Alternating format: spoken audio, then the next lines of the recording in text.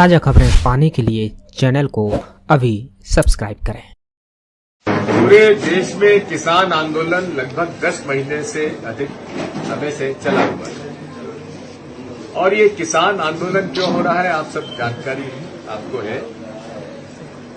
3 किसान विरोधी कानून लाए गए और तीनों एक साथ क्यों लाए गए?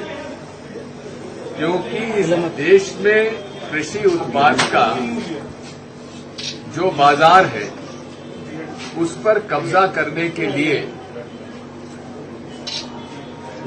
मल्टीनेशनल और बड़े बड़े उद्योगपतियों को अवसर देने के लिए रास्ता खोला गया है इन तीनों कानून में। कोई किसान संगठन इस देश का, यहां तक कि भारतीय किसान यूनियन भी, मतलब भारतीय किसान संघ जो कि आरएसएस का संगठन है, वो भी इसका किसानों के इस किसान विरोधी बिल का विरोध कर रहे हैं। लेकिन मोदी जी की जिद है क्योंकि बड़े बड़े उद्योगपति कॉर्पोरेट से उन्होंने अपना कोई हित साध रखा है। मैं एक बात और कहना चाहता हूं कि एक तरफ जब उनको ऐसा लगा कि किसान मानने वाले नहीं हैं तो उन्होंने अब रणनीति बदल दी। आपने हरियाणा के खट्टर साहब का बयान सुना है। मुख्यमंत्री जब कोई बात करता है कि भाई युवाओं को प्रेरित करता है कि तुम शिक्षित हो, अच्छा काम करो, सद्विचार रखो, वो कह रहे हैं कि तुम डंडा उठाओ और इन डंडा उठाकर इन लोगों को तहस नहस करो, संगठन बनाओ और जेल चले जाओ तो कोई दिक्कत नहीं, नेता बन जाओ। वहीं केंद्रीय राज्य मंत्री अजय मिश्रा अपने क्षेत्र में कहते सुधर जाओ नहीं तो सुधार देंगे। इस प्रकार का जो उनका एक मानसिक स्वरूप जो उभर कर सामने आ रहा है, लगता है आरएसएस जो फांसीवादी संगठन है उसने तय कर लिया है कि इन किसान भाइयों को बहनों के खिलाफ वे आंदोलन को समाप्त करने के लिए अब पुलिस पर निर्भर नहीं रहेंगे, वो खुद हिंसा पर उतर आए। जो लखीमपुर में हुआ उसकी वीडियो आप देख रहे हैं, कितने भयावह है। और मुझे इस बात का आश्चर्य है कि जिन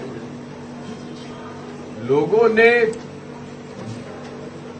शांति प्रिय किसानों के ऊपर गाड़ियां चढ़ा दी, कुचल दिया, एफआईआर दर्ज कर ली, गिरफ्तार नहीं किया।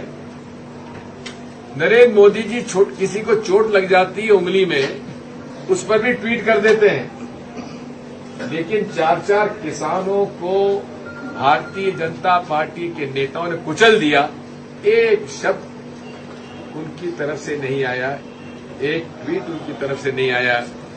ये मैं इस बात के लिए नरेंद्र मोदी जी की निंदा करता हूं और कितनी किसान विरोधी मानसिकता से ये ग्रस्त है, ये इससे साबित होता है।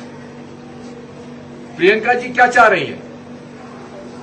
वे शोक संतप्त परिवारों से मिलना ही तो चाह रही हैं, अपना दुख जताने के लिए जाना चाह रही हैं। उसमें क्या ऐतराज है? अरे आप चाहते हैं कि वहां की व्यवस्था ठीक रहे, अरे पुलिस उनको संरक्षण में 2, 3, 4 लोग उनके साथ रहे, उन्हें जाके मिलवा दीजिए। आज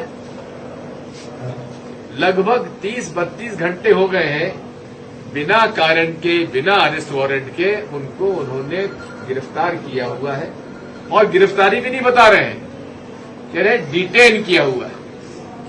अरे डिटेन किया हुआ है तो आपने कोई उनके खिलाफ मुकदमा दायर किया क्या? कोई जानकारी नहीं है। पूरे तरीके से अवैधानिक रूप से ये उनको रोका गया है, उन्हें तत्काल रिहा किया जाए। और आज प्रियंका जी ने ठीक कहा है कि प्रधानमंत्री जी, आप जो देश में आजादी की लड़ाई की बात कर रहे हैं, आज देख लीजिए क्या ये आजादी की लड़ाई लोगों ने इसलिए लड़ी थी कि जिंदा लोगों को कुचल दिया जाए। जो उनका अधिकार है, संवैधानिक अधिकार है उनका अपनी आवाज उठाने का, ये संवैधानिक अधिकार है और सुप्रीम कोर्ट ने इसको माना है। आप जो लोग कुचल रहे हैं उनके ऊपर कोई कार्रवाई नहीं कर रहे, उसको बर्खास्त करिए मंत्री को। जो इस तरह के भाषण देता है, सुधर जाओ नहीं तो सुधार देंगे, आप होते कौन है? किसने आपको कानूनी अधिकार दे दिया जो इस तरह का भाषण आप दें? हरियाणा के मुख्यमंत्री जी जिस प्रकार का भाषण दे रहे हैं उनके पर तो मुकदमा दायर होना चाहिए। वो हिंसा भड़काने का भाषण दे रहे हैं, उन पर मुकदमा कायम होना चाहिए। इसे बर्दाश्त नहीं किया जाएगा। पूरी कांग्रेस पार्टी आज प्रियंका जी और उन सब लोगों के साथ खड़ी हुई है जो शोक संत परिवार से मिलने के लिए समय चाह रहे हैं, इजाजत चाह रहे हैं। और हम पूरे तरीके से किसान विरोधी कानून के लिए जो आंदोलन कर रहे हैं, हम उनके साथ खड़े हुए हैं और अंतिम दम तक उनके साथ खड़े रहेंगे। क्या बात है, चंपारण में उस समय नियम और कानून के विरोध में अदालत में जाने का अधिकार था किसानों को, इन कानूनों में वो अधिकार भी छीन लिया। आखिर ये कैसा देश आप चाहते हैं? क्या इसी के लिए हमारे लोगों ने अपनी जान गंवाई, शहादत दी, जेल गए, अपना पूरा जीवन बर्बाद किया कि यहाँ पे निर्दोष लोगों को जीप से कुचल दिया जाए, बड़ी बड़ी गाड़ियों से कुचल दिया जाए? इसकी हम घोर निंदा करते हैं।